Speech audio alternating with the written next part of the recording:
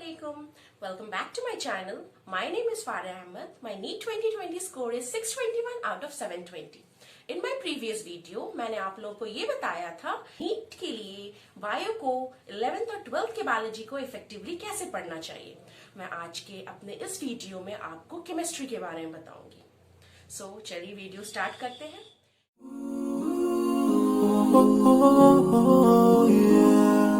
Chemistry को हमें 3 part में पढ़ना होता है। पहले तो हमें physical chemistry, then organic chemistry and then inorganic chemistry. आज अपने इस वीडियो में मैं आपको फिजिकल केमिस्ट्री के बारे में बताऊंगी। फिजिकल केमिस्ट्री को पढ़ने के लिए सबसे ज्यादा इम्पोर्टेंट है कि हमारा कंसेप्ट बहुत क्लियर होना चाहिए। कंसेप्ट के बाद हमारे हमें क्वेश्चन ज्यादा प्रैक्टिस करना चाहिए उसमें, ताकि हम अपने कंसेप्ट्स को ज्यादा क्लियर कर पाए थ्रू आवर क्वेश्चंस। क्योंकि बेसिकली जो हमें नीट के एग्जाम में करना है वो हमें क्वेश्चन सॉल्व करने हैं फिजिकल केमिस्ट्री में। फिजिकल केमिस्ट्री के लिए सबसे पहले मैं आप लोगों को ये सजेस्ट करूंगी कि आप जिस भी कोचिंग में आप कोई भी कोचिंग कर रहे हो, आप ऑफलाइन कोचिंग ले रहे हो या ऑनलाइन कोचिंग ले रहे हो, तो सबसे पहले सबसे ज्यादा इंपॉर्टेंट है कि आप अपने नोट्स को बहुत अच्छे से पढ़ें। नोट्स के बाद आप उस जिस भी चैप्टर है, लेट्स से आप सॉलिड स्टेट्स पढ़ रहे हो, तो सॉलिड स्टेट्स का आपने अच्छे से नोट्स पढ़ लिया।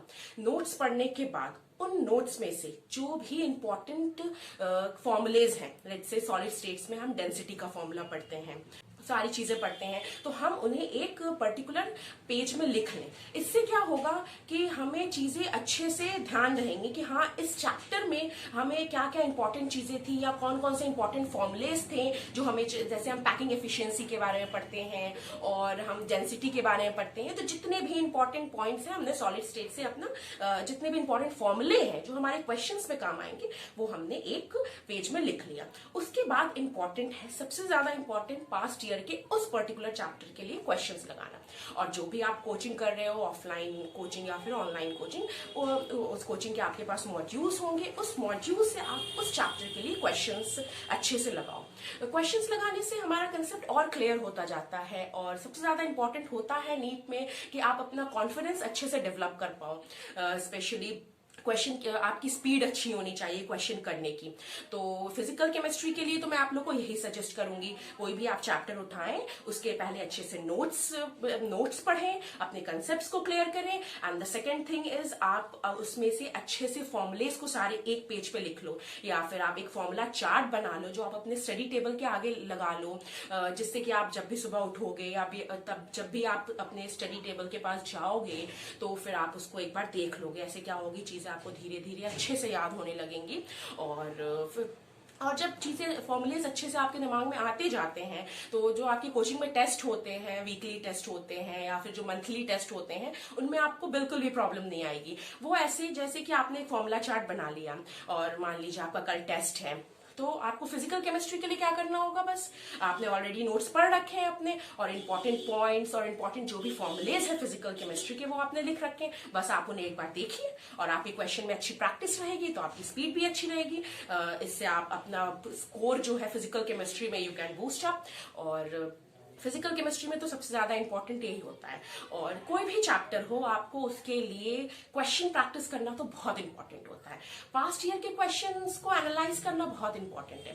पास्ट ईयर के क्वेश्चंस को हमें अच्छे से एनालाइज करना चाहिए। स्पेशली हमें ये देखना चाहिए, वो बायो हो या फिजिक्स हो या फिर केमिस्ट्री हो, तीनों के लिए मैं आपको यही कहूंगी, वो इसलिए हमें अच्छे से देखना चाहिए ताकि हम ये समझ पाए कि हर साल, मतलब पास्ट 10 ईयर्स बेसिकली बहुत इंपॉर्टेंट होते हैं, स्पेशली पास्ट 10 ईयर्स में किस टॉपिक से हमसे ज्यादा क्वेश्चंस पूछे गए।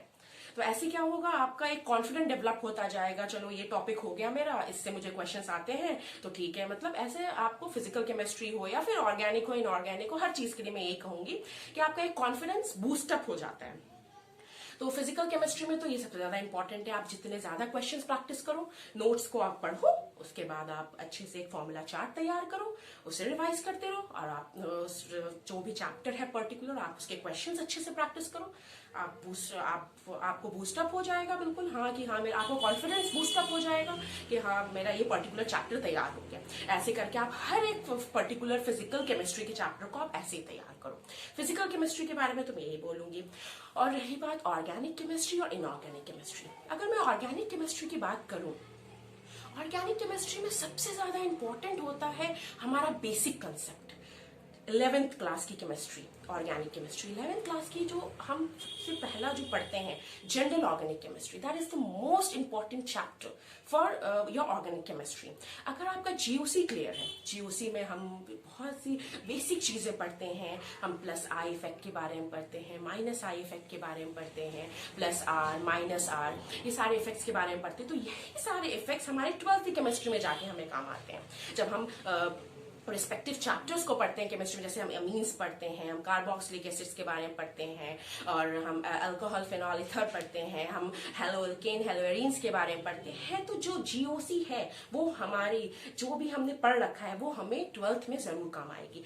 उसका ही कंसेप्ट सारा रिलेटेड होता है 12th को। अगर आपकी 11th की basic general organic chemistry clear है, मैं आपको ये कह रही हूँ, आपको 12th की केमिस्ट्री ऑर्गेनिक केमिस्ट्री में कोई प्रॉब्लम नहीं होगी, क्योंकि जनरल ऑर्गेनिक केमिस्ट्री सबसे ज्यादा इंपॉर्टेंट होती है ऑर्गेनिक केमिस्ट्री में।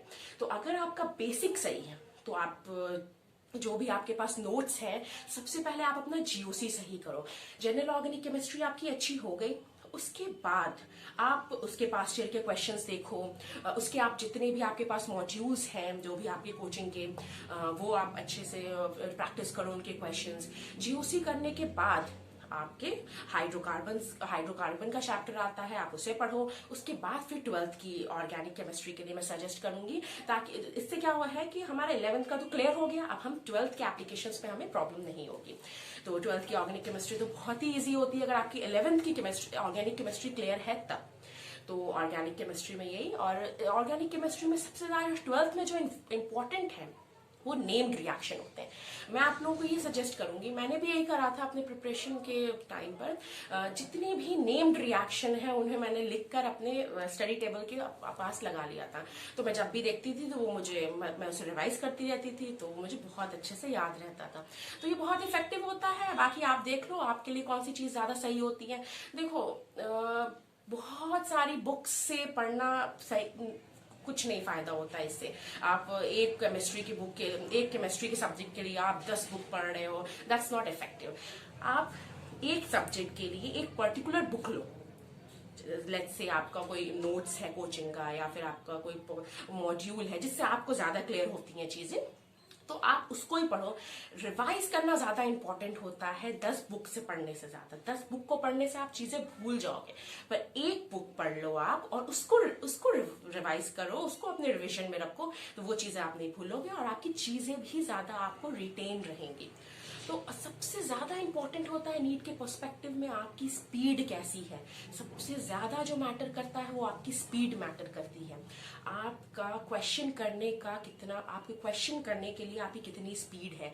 हमें 3 घंटे मिलते हैं, अब उस 3 घंटे में हम कैसे अपने टाइम को डिवाइड करें for biology, for physics, for chemistry, ये सारी चीजें भी हमें हैबिट में लानी पड़ती है। सिर्फ चीजों को पढ़ने से ही नहीं होता है, हम कितनी अच्छे से उसे अपने एग्जामिनेशन हॉल में उसे अप्लाई कर पाते हैं, ये भी चीज बहुत इंपॉर्टेंट होती है। सो इसके लिए मैं एक सेपरेट वीडियो बनाऊंगी इंशाल्लाह। अभी के लिए बस इतना ही। ये तो ऑर्गेनिक केमिस्ट्री के बारे में था। और इनऑर्गेनिक केमिस्ट्री जो है वो ऐसी है जो इसमें हमें बहुत रिटेन करना पड़ता है। स्पेशली जैसे मैं पी ब्लॉक की बात करूं 12th की केमिस्ट्री की, तो उसके लिए मैंने क्या करा था, जितने पूरे एनसीईआरटी में इतनी सारी चीजें हैं, बट उसमें भी बहुत सी इंपॉर्टेंट चीजें हैं जिसमें पास्ट ईयर में क्वेश्चंस पूछे गए हैं, तो वो चीजें इंपॉर्टेंट है। मैंने उसके लिए एक सेपरेट अपने लिए नोट्स बना रखे थे जो कि बहुत इफेक्टिव है, मैं आप लोग के साथ भी शेयर करूंगी। बहुत ही ज्यादा अच्छे हैं वो। और मैं तो बस यही सजेस्ट करूंगी कि जितनी कम चीजें और जितनी इंपॉर्टेंट चीजें आप इकट्ठा करके उन्हें याद कर सकते हो वो ज्यादा इंपॉर्टेंट है। और आपकी स्पीड कैसी है और आपकी कितनी स्पीड है क्वेश्चन करने में, ये बहुत ज्यादा मैटर करता है। तो ये आज का वीडियो मेरा केमिस्ट्री के लिए था बेसिकली, कि हमें फिजिकल, ऑर्गेनिक, इनऑर्गेनिक को कैसे कैसे पढ़नी चाहिए और हमें कैसे क्वेश्चंस प्रैक्टिस करने चाहिए और क्या था। तो अब अपने मैं नेक्स्ट वीडियो में इंशाल्लाह आपको फिजिक्स के बारे में बताऊंगी कि फिजिक्स के लिए हमें क्या करना चाहिए। और फिजिक्स के लिए हमें कहाँ से क्वेश्चन प्रैक्टिस करने चाहिए, प्रीवियस ईयर पे अपने कैसे ध्यान देना चाहिए, मैं ये सब बताऊंगी इंशाल्लाह आपको।